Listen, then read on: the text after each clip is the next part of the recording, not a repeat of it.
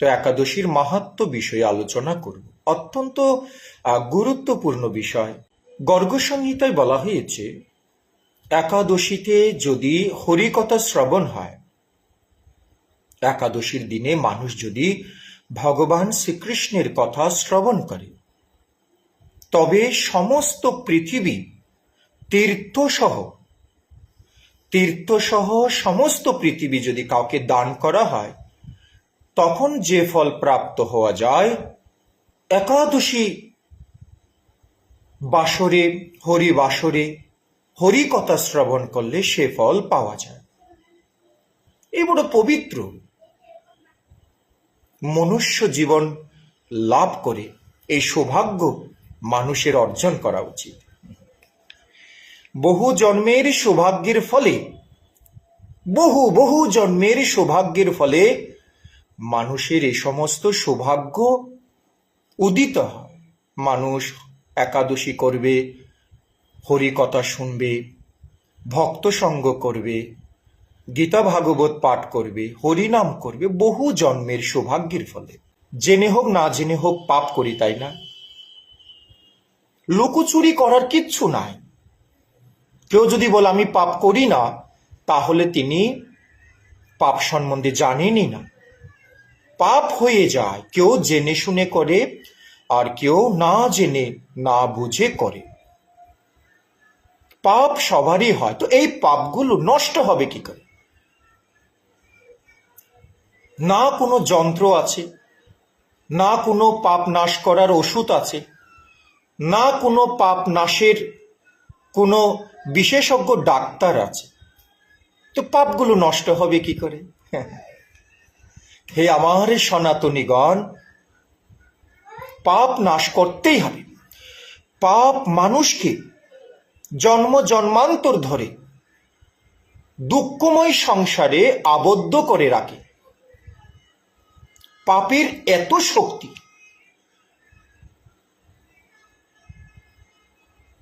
পাপ তো নষ্ট করতেই হবে। কেউ যদি মনে করে দূর আমি ধর্ম টর্ম করব না, পাপ নষ্ট করব না, বোকা, অবুঝ, অজ্ঞানী। পাপ তো নষ্ট করতেই হবে। যেমন কর্মের তেমন ফল। আপনি আমি পাপ করে যদি তা নষ্ট না করি, তাহলে ফল তো ভোগ করতেই হবে, তাই না?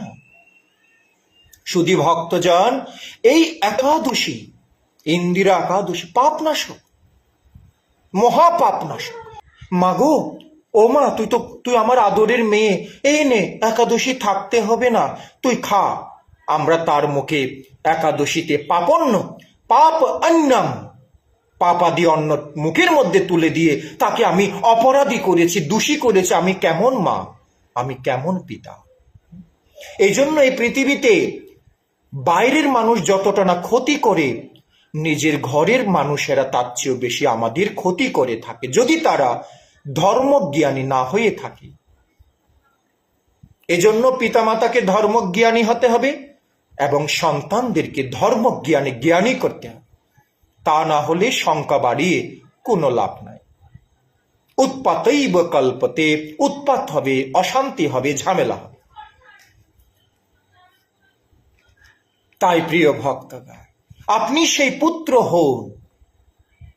ওর কথা না শুনে আপনি সেই পুত্রটি হন, একাদশী পালনকারী পুত্র, ভগবান শ্রীকৃষ্ণের শ্রীচরণে তুলসী অর্পণকারী পুত্র, একাদশীতে ভগবানকে ঘৃত প্রদীপ দানকারী পুত্র, একাদশীতে হরি কথা শ্রবণকারী কীর্তনকারী পুত্র হন। আপনি কৃষ্ণ প্রসাদ গ্রহণকারী পুত্র হন, আপনি গীতা পাঠী পুত্র হন, আপনি শাস্ত্রের নিয়ম পালনকারী পুত্র হন, আর আপনার পিতৃপুরুষকে উদ্ধার করে দিন, পবিত্র করে দিন। হন, জিদ ধরুন, প্রতিজ্ঞা করুন যে আমি পৃথিবীতে যতদিন থাকবো এই ভালো কাজগুলো করব, ভালো কাজ করে পৃথিবী থেকে চলে যাব। প্রতিজ্ঞা। স্কন্দ পুরাণ বিষ্ণু খণ্ডের কার্তিক মাস মাহাত্ম্যের মধ্যে মহাদেব তিনি বর্ণনা করছেন, হে কলিহত মানুষ, যদি তোমরা একাদশী ব্রত না করো, একাদশীতে অন্ন পাপান্ন গ্রহণ করো, যে অন্নের মধ্যে পাপ পুরুষ বসবাস করে সে অন্ন গ্রহণ করো, তবে আমিও তোমাদেরকে রক্ষা করতে পারবো না, মহাদেবও রক্ষা করতে পারবে না।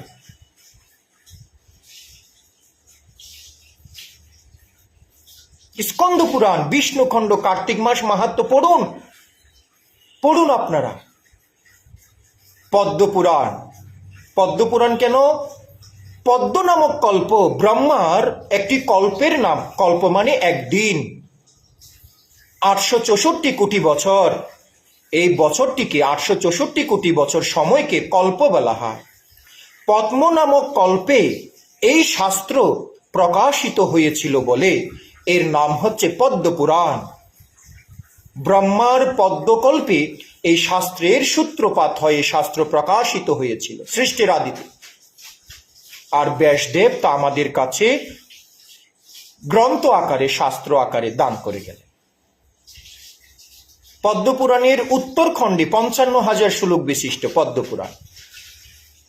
সেখানে উত্তরখণ্ডের 37তম অধ্যায়ে মহাদেব বলছেন, হে শৈবগণ, হে শাক্তগণ, হে সৌরগণ, হে গাণপত্যগণ, হে বৈষ্ণবগণ, সবাই একাদশী ব্রত পালন করো। যদি না করো আমি তোমাদেরকে অবশ্যই নরকগামী করে দেব, অধপতিত করে দেব। তাই শুধু ভক্ত আমরা যেন শিবের নির্দেশ পালন করি, আমরা যেন কৃষ্ণের নির্দেশ পালন করে একাদশী ব্রত পালন করি। এই একাদশী ব্রতের দ্বারা কি হবে না, আমাদের পিতৃপুরুষেরও কল্যাণ হবে, আমাদেরও কল্যাণ হবে। স্কন্দ পুরাণ, বিষ্ণুখণ্ড, কার্তিক মাস মাহাত্ম্যের মধ্যে মহাদেব বলেছেন, যারা প্রাতকালে স্নান করবে, ভোরে স্নান করবে, তাদের সমস্ত পাপ নাশ হবে, হৃদয় পবিত্র হবে, আত্মা সন্তুষ্ট হবে। প্রাত স্নান, ভোরবেলায় স্নান। ভোরে যারা স্নান করবেন মনটা একবারে শান্ত থাকবে, চেহারা চকচক চকচক করবে, আর ফেয়ার এন্ড লাভলি আর মাখতে হবে না, সুনো মেকআপ মাখতে হবে না, শাইনিং বাড়বে, উজ্জ্বলতা বাড়বে ভোরবেলায় প্রাত স্নান করলে। অনেক মানুষ দেখবেন চুকের নিচে কালি, চেহারা ভেঙে, একদম গাল টাল ভেঙে, মনে হচ্ছে এদিকের মুখ এদিকে লেগে যাবে। কি অবস্থা? কেন? প্রাতকালে উঠে স্নান করেন। কারণ ওই সময়ের পর থেকে খারাপ স্বপ্ন দেখার সম্ভাবনা বেশি থাকে, দূষিত স্বপ্ন দেখার সম্ভাবনা বেশি থাকে। তাই ওই সময়টিতে উঠে গিয়ে প্রাত স্নান করে ভগবানের সেবা পূজা করলে মা লক্ষ্মী বিশেষভাবে কৃপা প্রদান করে। প্রাত স্নান, ভোরবেলায় স্নান, চেষ্টা করবেন, করুন আমার প্রিয় সনাতনী ভক্তবৃন্দগণ, করুন। শুধু দীক্ষা নেওয়া, শুধু ওই মত ওই পথের সাথে যুক্ত থাকা, এটা যথেষ্ট নয়, এটা ঠিক নয়। এর পাশাপাশি ধর্ম করতে হবে, তপস্যা করতে হবে, সাধনা করতে হবে, এগুলো শিখতে হবে। একবার যদি কোনো মানুষ, কোনো আত্মা, কোনো ব্যক্তি যদি হে কৃষ্ণ আমি আপনার, হে কৃষ্ণ আমি আপনার দাস বলে যদি শরণাপন্ন হয়ে যায়, শরণাগত হয়ে যায়, ভগবান তাকে উদ্ধার করা থেকে কখনো চ্যুত হন না। তাই ভগবানের এক নাম অচ্যুত। তিনি তার ভক্তকে উদ্ধার করা থেকে কখনো বিচ্যুত হন না, তার ভক্ত থেকে তিনি কখনো নিজেকে দূরে সরিয়ে রাখেন না। তাই ভগবানের এক নাম অচ্যুত। একবার যদি মানুষ পরম ঈশ্বর ভগবান শ্রীকৃষ্ণের শ্রীচরণে সমর্পিত হয়ে যায়, ভগবান তার কাছ থেকে আর নিজেকে দূরে সরিয়ে রাখেন না, তাকে উদ্ধার করার পরিকল্পনা হাতে নিয়ে নেন। আমি এই একাদশী ব্রত পালন করেছি সামর্থ্য অনুসারে। হে পুণ্ডরীকাক্ষ, হে অচ্যুত ভগবান শ্রীকৃষ্ণ, আমি আমার পিতৃপুরুষের উদ্দেশ্যে এই একাদশীর ব্রতের ফল অর্পণ করলাম। তাদের মুক্তি হয়ে যাক, তারা উদ্ধার লাভ করুক। এই ব্রতের প্রভাবে পিতৃপুরুষেরা যেখানেই থাকুক সেখান থেকে তারা সদ্গতি লাভের সৌভাগ্য অর্জন করবে। যারা পিতৃপুরুষের কথা ভাবে না, শুধু নিজের স্ত্রী পুত্র নিয়ে ভাবে, ওরা তো স্বার্থপর। সারাদিন নিজের স্ত্রী, নিজের পুত্র। কিন্তু আমি যার কাছ থেকে এসেছি, আমার পিতামাতা, আমার পিতৃপুরুষের চিন্তা না করাটা, এটা অবশ্যই ভালো জিনিস নয়। এই জন্য পিতৃপুরুষের কল্যাণের জন্য একাদশী করুন, কৃষ্ণ ভক্ত হয়ে শুদ্ধভাবে ভগবানের আরাধনা করুন, কৃষ্ণ আরাধনা করুন, কলিযুগের যুগধর্ম হরিনাম করুন, জীবন ধন্য হয়ে যাবে, জীবন পবিত্র হয়ে যাবে। হে সুধী ভক্তজন, দেবদেবীরাও কৃষ্ণ ভক্তির অর্চন করে, কৃষ্ণ ভক্তিকে সম্মান করে। যখন ধ্রুব মহারাজ বৃন্দাবনের মধুবনের ধ্রুবটিলা এখনো আছে, দেখে আসতে পারেন। এমন না যে আমি পৌরাণিক গল্প বলছি যার কোনো প্রামাণিকতা নাই, এমন কিন্তু নয়, এমন নয়। আপনারা এখন এই বৃন্দাবনে যান, সেখানে মধুবন রয়েছে, মধুবনের ধ্রুবটিলায় যান, দেখতে পারবেন সেই ধ্রুবটিলা এখনো রয়েছে। সনাতন ধর্ম ঐতিহাসিক চিহ্নগুলোকে ধারণ করে রয়েছে। হ্যাঁ,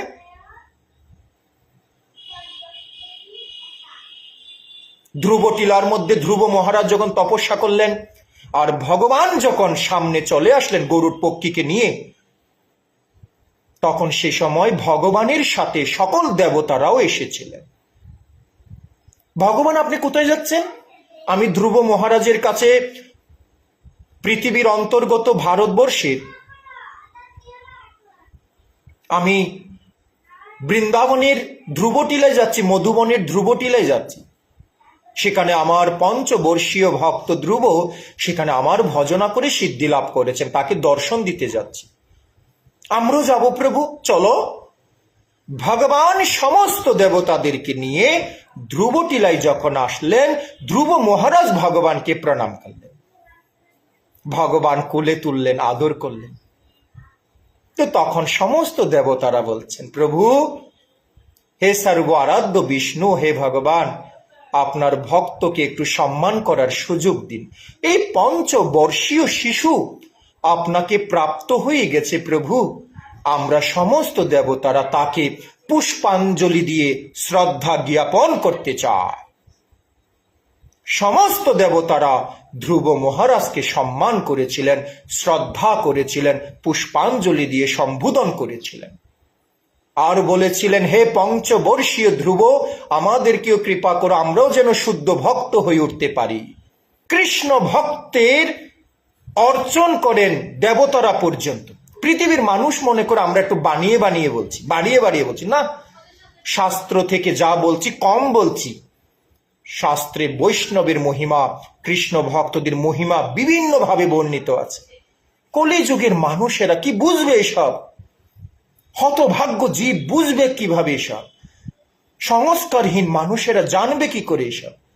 কোনো শিক্ষা নাই, কোনো সংস্কার নাই, কোনো ধরনের শাস্ত্র জ্ঞান নাই। ওরা কি করবে? ওরা কি করবে পৃথিবীতে? ওরা কি জানবে বৈষ্ণবের মহিমা? ওরা কি জানবে কৃষ্ণ ভক্তির মহিমা?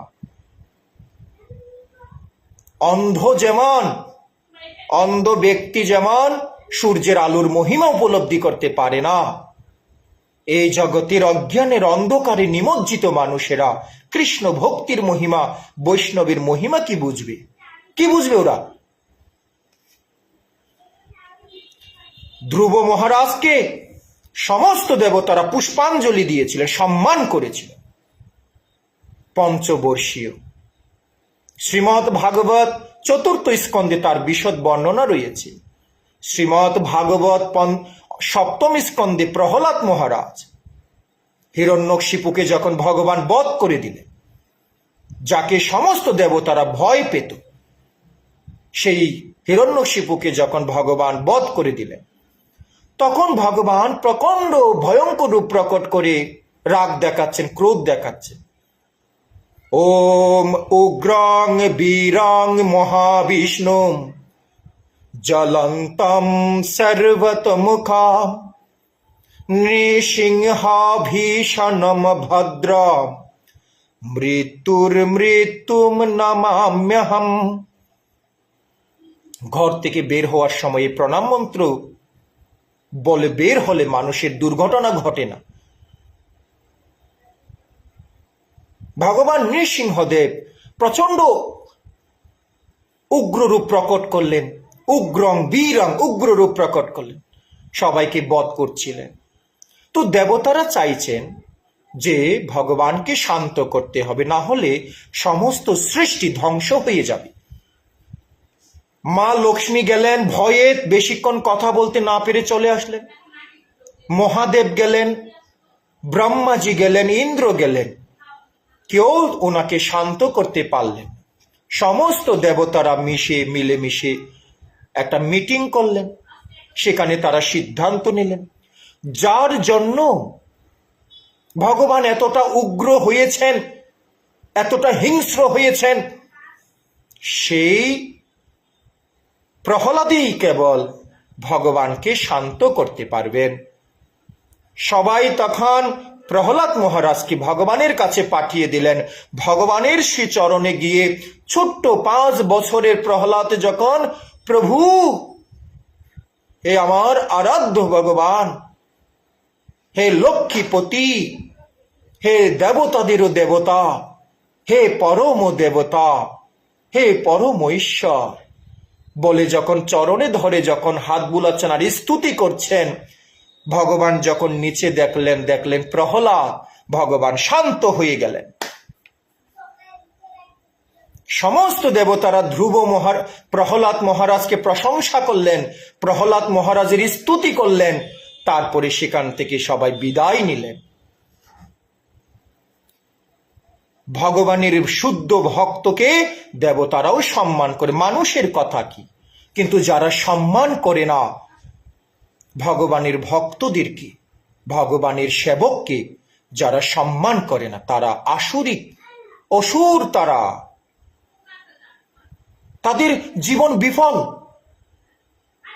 তারা তাদের পিতৃপুরুষদেরকে নরকে নিয়ে যাওয়ার জন্য এই জগতে এসেছেন, তারা আসুরিক। এজন্য শুধু ভক্তজন বিষয়গুলোকে উপলব্ধি করতে হবে, বিষয়গুলোকে জানতে হবে, বুঝতে হবে। এই জন্যই বলি শাস্ত্র পড়ুন, শাস্ত্র পড়ুন, ওর কথা না শুনে শাস্ত্র পড়ুন, অনেক কিছু জানতে পারবেন, অনেক কিছু শিখতে পারবেন। এই ব্রত একাদশী যারা পালন করেন, এই ব্রত মাহাত্ম্য যারা শ্রবণ করেন, যারা পাঠ করেন, ভগবান তাদের প্রতি প্রসন্ন হয়ে, ভগবান তাদের উপরে সন্তুষ্ট হয়ে তাদের অতীতের পাপগুলো নষ্ট করে দিয়ে তাদেরকে নিজের লোকে নিয়ে যাওয়ার চেষ্টা করেন। এটাকে বলা হয় শালুক্য মুক্তি। শালুক্য মুক্তি মানে আমার ভক্তকে আমি আমার লোক, আমার বসবাসের জায়গাটি উপহার দেব। শালুক্য, কৃষ্ণ ভক্তগণে শালুক্য লাভ করেন, গোলক বৃন্দাবনে গিয়ে ভগবানের লোকে বসবাস করার সৌভাগ্য অর্জন করেন। বৈষ্ণবগণ ভগবানের ধামে গিয়ে ভগবানের সাথে বসবাস করার সৌভাগ্য অর্জন করেন। কোন কৃষ্ণ ভক্ত যদি তার তপস্যার প্রভাবে সন্তুষ্ট করে ভগবানকে গোলকধামে যেতে পারেন, তবে সেখানে তিনি দ্বিভুজ ভগবানের নিয়ে রূপ প্রাপ্ত হবেন।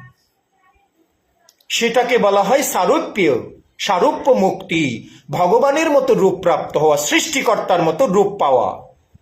কোন লেভেলের কথা দেখুন, যেখানে পৃথিবীর মানুষ সৃষ্টিকর্তার রূপ আছে কি নাই এই নিয়ে ব্যস্ত, এই নিয়ে তর্ক বিতর্ক, সেখানে কৃষ্ণ ভক্তি বলছেন, সেখানে কৃষ্ণ পরমেশ্বর ভগবান বলছেন, আমি আমার ভক্তকে সারূপ্য দান করি, আমার মতো রূপ দান করি। শুধু ভক্তজন কলিযুগ যতটা খারাপ ততটা ভালো। কিভাবে ভালো? কৃষ্ণ ভজনের দ্বারা এই কলিযুগ সবচেয়ে ভালো। অল্প সময়ে কৃষ্ণকে লাভ করার সুযোগ আছে। অন্যান্য যুগে 10,000, 20,000 বছর, 1 লক্ষ বছর তপস্যা করে গোলকধাম প্রাপ্তি কঠিন ছিল। আর কলিযুগে মাত্র একটি জন্ম, কয়েকটি বছরও যদি সঠিকভাবে কৃষ্ণ ভজন করা যায়, কৃষ্ণকে প্রেম করা যায়, কৃষ্ণকে ভালোবাসা যায়, কৃষ্ণকে সেবা করা যায়, তবে সর্বোচ্চ ধাম গোলক বৃন্দাবন প্রাপ্তি হওয়া যায়। শুদ্ধভাবে কৃষ্ণ ভজন করে মনুষ্য জীবনকে সার্থক করুন, নিজের পিতৃপুরুষের আত্মার কল্যাণ করে দিন, তাদের উদ্ধার করুন। কলিযুগে ভগবান প্রাপ্তি সহজ, মহাপ্রভু খুব সহজ রাস্তা করে দিয়ে গেছেন। পরম করুণাময় ভগবান শ্রী চৈতন্যদেব অভিন্ন শ্রীকৃষ্ণ বড় করুণা করেছেন, সহজে ধর্ম দিয়ে গেছেন। কি? জীবে দয়া, নামে রুচি, বৈষ্ণব সেবন, তিনটি কাজ করলেই যথেষ্ট।